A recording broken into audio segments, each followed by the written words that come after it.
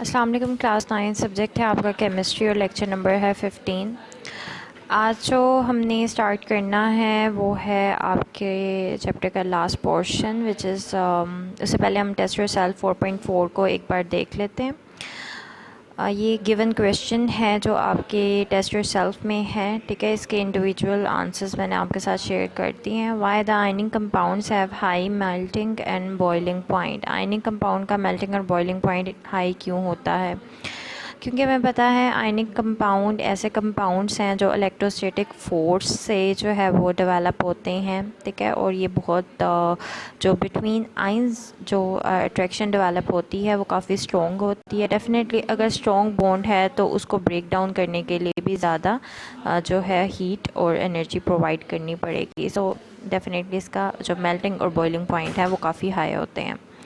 Next है what you mean by malleability. ये आपको मेटल्स की प्रॉपर्टीज़ में मिल जाएगा। मेलेबिलिटी क्या होता है? It is a kind of property in which we can draw metal into a sheets, यानी हम मेटल की शीट्स में कन्वर्ट कर सकते हैं उसको। नेक्स्ट है why are ionic compounds easily soluble in water. Because water has is an ion polar compound, ठीक है। Water has high dielectric constant. ये भी आपको वर्डिंग एग्जैक्टली आपकी टेक्स्ट में मिल जाएगी, ठीक है। इसी वजह से जो भी आयनिक कंपाउंड्स होते हैं because they are formed by bonding by ions, so they are easily soluble in water. Next है what type of bond exist in sodium chloride. So sodium chloride में आपको पता है आयनिक बॉन्ड होता है। नेक्स्ट है why do the covalent compounds of bigger size molecules have high melting points. ऐसे covalent compounds जिनका साइज़ बड़ा होता है उनके मेल्टिंग पॉइंट्स हाई क्यों होते हैं? The reason is bigger size molecules with 3 dimensional bonding forms covalent crystals which are very stable and hard due to which they have high melting and boiling point.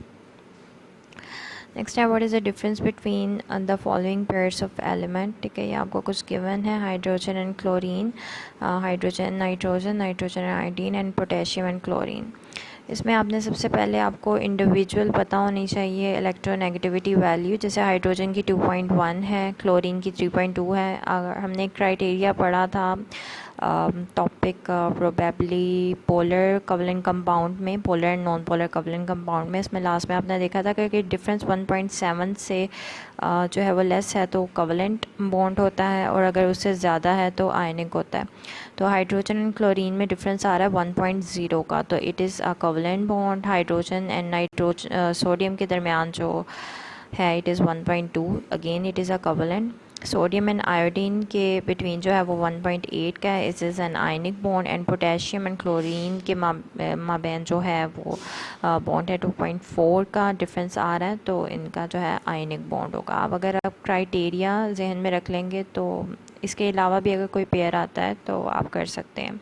Electronegativity value का पता होना ज़रूरी है। Comparing the electronegativity differences arrange this compound in increasing ionic strength। आपको कुछ compounds given है, आपने इसको arrange करना है on the basis of increasing ionic strength, ठीक है, इंक्रीजिंग वे में। तो यहाँ पर है हाइड्रोजन क्लोराइड है, सो जो ऊपर ही पेयर गिवन थे, ठीक है, जिसके अभी आपने बताया है कि नेचर बताई है बॉन्ड की, कोवलेंट है या आयनिक है, उन्हीं को आपने अरेंज करना है। तो सबसे ज़्यादा जो लीस्ट आयनिक होता है it is HCl, then HNA, उसके बाद सोडियम आयोडाइड, और सबसे ज़्यादा जो जिसकी आयनिक प्रॉपर्टी है वो है पोटाशियम क्लोराइड। उसके बाद आ जाते हैं हम अपने एक्सरसाइज MCQs की तरफ, ठीक है। Atom react with each other because atom एक दूसरे के साथ रिएक्ट क्यों करना चाहते हैं? तो जो गिवन आंसर है उसमें आंसर सी करेक्ट है। They want to attain stability, कि हर एटम चाहता है कि वो अपनी इलेक्ट्रॉनिक कॉन्फ़िगरेशन को सेटिस्फाई करे। An atom having 6 electrons in its valence shell will achieve noble gas electronic configuration। अगर 6 मौजूद हैं तो आपको पता है टोटल 8 चाहिए होते हैं, तो 6 मौजूद हैं तो वो 2 गेन करेगा तो स्टेबल हो जाएगा। So again the answer is C, gaining 2 electrons। Considering the electronic configuration of atoms, which atom with the given atomic number will be the most stable one? Options में 6, 8, 10 और 12 हैं। 6 देखा जाए तो फर्स्ट शेल में 2 होते हैं, लास्ट शेल में 4 बचेंगे, तो ये तो नहीं हो सकता क्योंकि स्टेबिलिटी के लिए जो बैलेंस शेल होता है उसमें हमें 8 चाहिए होते हैं। 8 वाले केस में भी फर्स्ट वाले शेल में 2 आ जाएंगे और उसके बाद जो नेक्स्ट वाला शेल है उसमें 6 होंगे। तो अगेन अभी भी इसको स्टेबिलिटी के लिए जो है वो 2 रिक्वायर्ड है।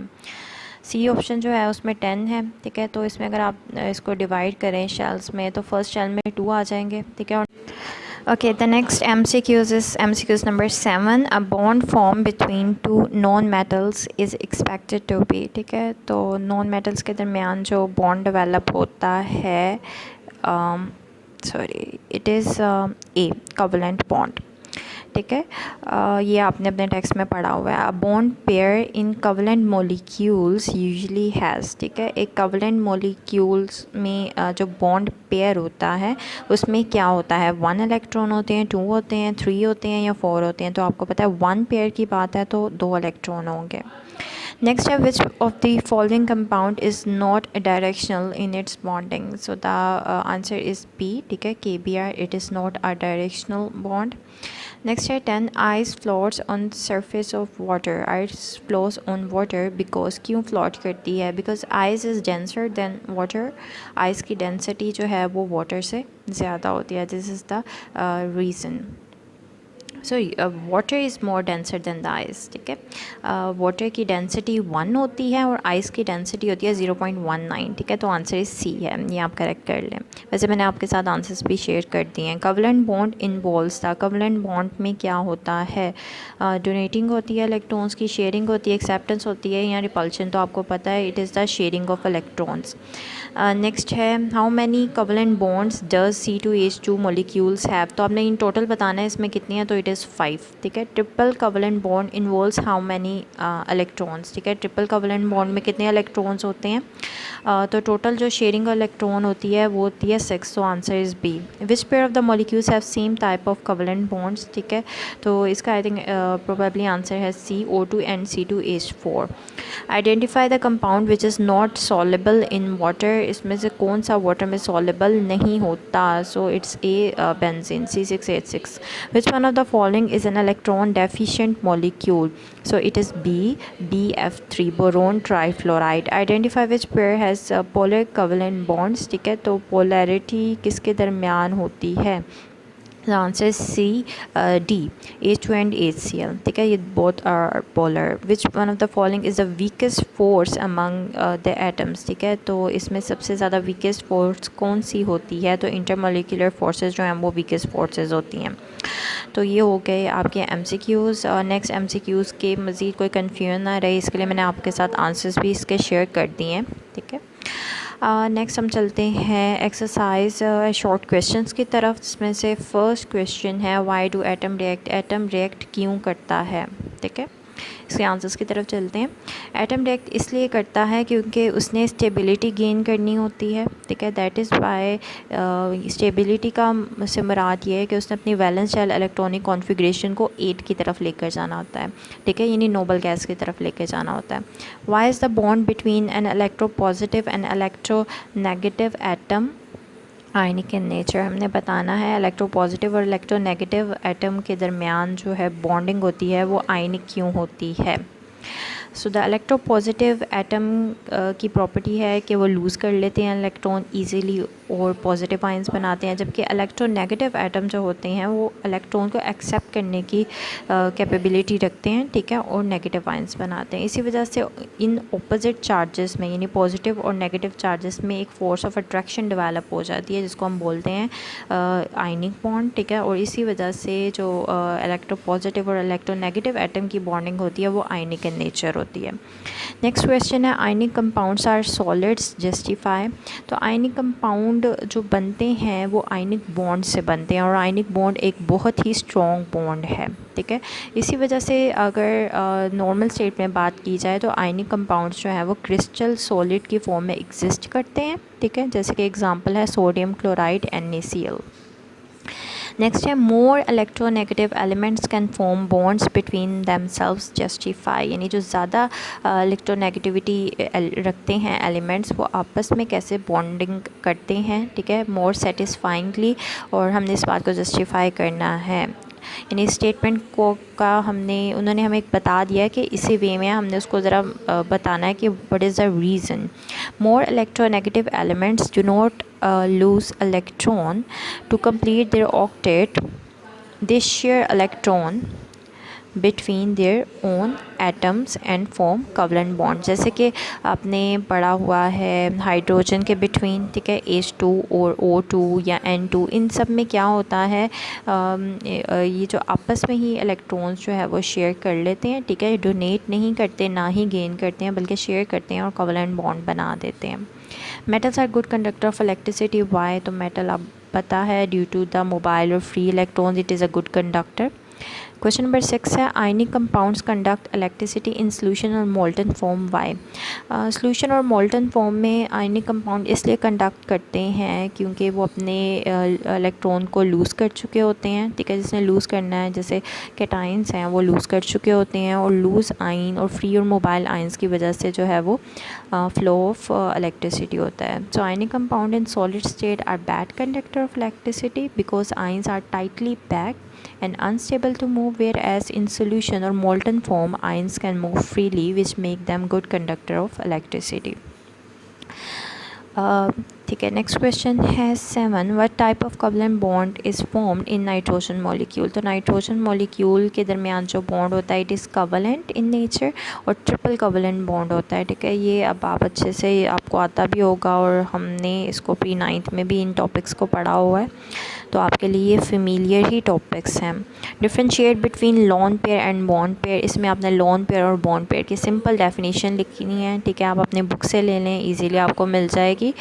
इन टॉपिक कोवेलेंट बॉन्ड और कोऑर्डिनेट कोवेलेंट बॉन्ड, ठीक है, ये मैंने टॉपिक का नाम भी बता दिया, नहीं तो आप यहाँ से कॉपी कर लें। Describe at least 2 necessary conditions for the formation of a covalent bond. Covalent bond बनाने के लिए एटम्स को, एलिमेंट्स को क्या कंडीशंस रिक्वायर्ड हैं। So first conditions, elements should be strong, should be electronegative in nature, यानी definitely electronegativity value जैसे H और H combine वो अट्रैक्ट ही इसी वे में होंगे कि उनकी electronegativity जो है वो strong है। Bonding atoms should have equal or very small difference in the electronegativity, ठीक है, जो भी एटम बॉन्ड कर रहे हैं उनका इलेक्ट्रोनेगेटिविटी डिफरेंस नियरली ज़ीरो होना चाहिए या बहुत कम होना चाहिए, तो वो अच्छी जो कोवेलेंट बॉन्ड जो है वो फॉर्म करते हैं। Number of electron in the valence shell should be 4 और मोर, ठीक है, तो ये भी एक क्राइटेरिया। इसमें से अगर आप 2 ही बताने के लिए आपके क्वेश्चन में पूछा है तो आप 2 ही कंडीशंस बताएं। Why ACl has dipole forces of attraction, ठीक है, ACl में डाइपोल फोर्स ऑफ अट्रैक्शन कैसे है, तो ये आप पूरा HCl का डाइपोल फोर्स ऑफ अट्रैक्शन जो आपने टॉपिक लिखा है ये आपको लिखना पड़ेगा, ये ज़रा आंसर इसका लॉन्ग है, तो आप अपनी बुक में से ले लें या यहाँ से इसको कॉपी कर लें। What is triple covalent bond. जो ट्रिपल कोवेलेंट बॉन्ड होता है वो 2 बिटवीन 2 एटम्स डेवलप होता है, जिसमें दोनों बॉन्डिंग एटम अपने 3-3 इलेक्ट्रॉन को शेयर करते हैं और टोटल 6 इलेक्ट्रॉन जो है शेयर होते हैं, ठीक है। तो ट्रिपल कोवेलेंट बॉन्ड इसको 3 लाइन से रिप्रेजेंट किया जाता है और N2 इसके एग्जांपल है। ओके, नेक्स्ट क्वेश्चन है what is the difference between polar and non polar covalent bond. ये सिंपल डेफिनेशंस लिखनी है और आप एग्जांपल लिखते हैं, ठीक है, आप अपने टेक्स्ट में आपको मिल जाएगा। Why does a covalent bond become polar. Covalent bond polar कैसे होता है, जब when there is a difference in the electronegativities between 2 covalently bonded atom there will be unequal attraction for the bond pair of electrons between such atoms, ठीक है, यानी 2 atoms जो combine कर रहे हैं और उनमें इलेक्ट्रोनेगेटिविटी डिफरेंस जो है वो उन एटम्स के दरमियान जो है वो अनइक्वल है, तो ऐसे जो एटम्स हैं वो आपस में कंबाइन करेंगे and more electronegativity atoms gate positive, जिसकी इलेक्ट्रोनेगेटिविटी वैल्यू ज़्यादा होगी और वो इलेक्ट्रॉन्स के पेयर को अपनी तरफ ज़्यादा अट्रैक्ट करेगा, तो उस पर पार्शियल पॉजिटिव नेगेटिव चार्ज आ जाएगा, और जो लेस करेगा उस पर पार्शियल जो है वो नेगेटिव चार्ज आ जाएगा, तो इस तरीके से बॉन्डिंग डेवलप हो जाएगी और जो कोवेलेंट बॉन्ड है वो पोलैरिटी शो करेंगे। What is the relationship between electronegativity and polarity. So polarity है of a covalent bond depends upon the difference of the electronegativities of the bonding atom. जिसकी greater होगी वो उतना ही ज़्यादा polar होगा. नेक्स्ट है why does ice float on surface of water. तो हमें पता है आइस की डेंसिटी वाटर की डेंसिटी से लेस होती है, जैसे कि अभी मैंने आपको MCQs में भी बताया, ठीक है. तो ये आप इसमें सारा मेंशन करेंगे. क्वेश्चन नंबर 16 है give the characteristics properties of ionic compound. आप आयनिक कंपाउंड की कोई सी दो प्रॉपर्टीज़ लिखते हैं, ठीक है, अपनी टेक्स्ट से जो आपको ज़्यादा इजी लग रही हैं, कन्वीनियंट लग रही हैं, आप वो लिख सकते हैं. नेक्स्ट है what characteristic properties do the covalent compounds have. Again covalent compounds की उन्होंने प्रॉपर्टीज़ पूछी हैं, ये आपको टॉपिक में आसानी से मिल जाएगा, ठीक है. और इसमें से कोई सी दो प्रॉपर्टीज़ लिख दें. यहाँ 4 लिखी हुई हैं, 4 लिखने की ज़रूरत नहीं है, 2 is more than enough. Okay ये हो गए आपके शॉर्ट क्वेश्चन कंप्लीट हो गए. नेक्स्ट ये जो आपके टेक्स्ट के लॉन्ग क्वेश्चन हैं जो हम सारे कवर कर चुके हैं अपने टॉपिक में, लेकिन मैं आपको इसलिए यहाँ बता रही हूँ कि ये चीज़ आपके माइंड में क्लियर हो जाए कि ये भी हमने सारा काम यानी लॉन्ग क्वेश्चन कर लिए हैं. फर्स्ट जैसे आयनिक बॉन्ड है, इसमें आप पूरा आयनिक बॉन्ड लिखेंगे. नेक्स्ट क्वेश्चन है how can you justify that bond strength in polar covalent compound is comparable to that of ionic compound. तो इसमें आपने कंपेयर करना है कोवलेंट कंपाउंड्स को और आयनिक कंपाउंड्स की जो बॉन्ड स्ट्रेंथ है. नेक्स्ट है what type of covalent bonds are form between hydrogen, oxygen and nitrogen. तो इसमें आपने बताना है हाइड्रोजन में सिंगल होता है, ऑक्सीजन में डबल होता है, नाइट्रोजन में ट्रिपल होता है. आपने पूरा कोवलेंट बॉन्ड का ही टॉपिक एक्सप्लेन करना है, लेकिन फोकस जो है वो ज़्यादा आपका उसकी जो टाइप्स पे होना चाहिए. और उसके साथ आपने इसकी डॉट एंड क्रॉस मॉडल की डायग्राम लाजमी इनकी बनानी है. और बेहतर होगा कि आप इस डॉट एंड क्रॉस का जो मैंने आपको डेफिनेशन बताई थी वो भी लिखें. नेक्स्ट है how a covalent bond develops ionic character in it, ठीक है. तो ये आपको जो हमने टॉपिक पढ़ा था पोलर और नॉन पोलर कोवलेंट बॉन्ड, उसमें ये आपको सारा मिल जाएगा. अभी शॉर्ट में भी हमने रिसेंटली पढ़ा कि कैसे कोवलेंट बॉन्ड में आयनिक करेक्टर डेवलप होता है. Explain the type of covalent bond with at least one example. Again दोबारा कोवलेंट बॉन्ड की टाइप्स जो ऊपर क्वेश्चन है उसको एक अलग वे में उन्होंने लिख कर आपको दे दिया. नेक्स्ट है how a coordinate covalent bond is form, ठीक है. इसमें आप पूरा कोऑर्डिनेट कोवलेंट बॉन्ड लिखेंगे. एक्सप्लेन विद एग्जांपल्स, ठीक है. तो एक एग्जांपल नहीं, आपने इसमें दोनों एग्जांपल लिखनी है क्योंकि क्वेश्चन पे फोकस करना ज़रूरी है. यहाँ उन्होंने कहा एक्सप्लेन विद एग्जांपल्स, ठीक है. तो अगर आप एक लिखेंगे तो उसी के अकॉर्डिंग नंबर मिलेंगे. तो आपने यहाँ दोनों एग्जांपल्स से लिखना है. What is metallic bond, explain the metallic bonding with the help of diagram. तो जो आपके क्वेश्चन में रिक्वायरमेंट होती है, क्वेश्चन की अंडरस्टैंडिंग बहुत ज़्यादा ज़रूरी है. जो क्वेश्चन में एक चीज़ पूछी गई है आपको उसको पूरा बताएंगे तो नंबर गेन होंगे. तो मेटालिक बॉन्ड की डेफिनेशन पूछी गई है, उसके बाद उसकी एक्सप्लेनेशन भी पूछा गया और डायग्राम का भी कहा गया है. तो अगेन आप बनाएंगे. नेक्स्ट क्वेश्चन है डिफ़ाइन हाइड्रोजन बॉन्डिंग. इसमें आप पूरा हाइड्रोजन बॉन्डिंग का टॉपिक लिखेंगे और उसकी हाइड्रोजन बॉन्डिंग कैसे फ़िज़िकल प्रॉपर्टीज़ को अफेक्ट करती है, जिसमें आपको पता है आ जाता है जिसमें हम बताते हैं हाई मेल्टिंग और बॉइलिंग पॉइंट का बताते हैं और उसके बाद हम डेंसिटी डिफरेंस का बताते हैं. तो ये आइस फ्लोट ऑन वाटर, ठीक है. तो ये आपने सारा मेंशन करना है. उसके बाद है व्हाट आर इंटरमोलिक्यूलर फोर्सेस, ठीक है. और इसको आपने पूरा डाइपोल डाइपोल इंटरेक्शन वाला इसमें कंप्लीट एक्सप्लेनेटरी क्वेश्चन बताना है. नेक्स्ट है what is a chemical bond and why do atoms form a chemical bond. Chemical bond क्या होता है और एटम कैसे केमिकल बॉन्ड बनाते हैं, इसमें आप पूरा एक्सप्लेन करेंगे. नेक्स्ट है what is octet rule, why do atoms always struggle to attain the nearest noble gas electronic configuration. तो ऑक्टेट रूल क्या होता है, डेफिनेशन देनी है कि an atom which has which is team which want to attain या which want to gain the stability it has to attain the 8 electrons in its valence shell. This is called octet rule. And how it gets the nearly, तो उसके 3 ways हैं. तो वो gain कर सकता है, loose कर सकता है या शेयर कर सकता है. तो इससे जो है ये हो गए आपके लॉन्ग क्वेश्चन, ठीक है. होमवर्क ये है कि आपने टेस्ट योरसेल्फ इम्पॉर्टेंट होते हैं. मैंने आपको बार बार बताया हुआ है कि बोर्ड में इसमें से भी क्वेश्चंस और एक्सरसाइज के अगर आप कर लेते हैं तो दे आर इनफ. और MCQs याद करें, शॉर्ट आंसर्स याद करें. इसके बाद अपना थोरली चैप्टर को रिवाइज करें क्योंकि हम structure of molecules chapter number 4 complete कर चुके हैं, ठीक है. आपसे मुलाकात होती है नेक्स्ट लेक्चर में. टिल देन अल्लाह हाफ़िज़.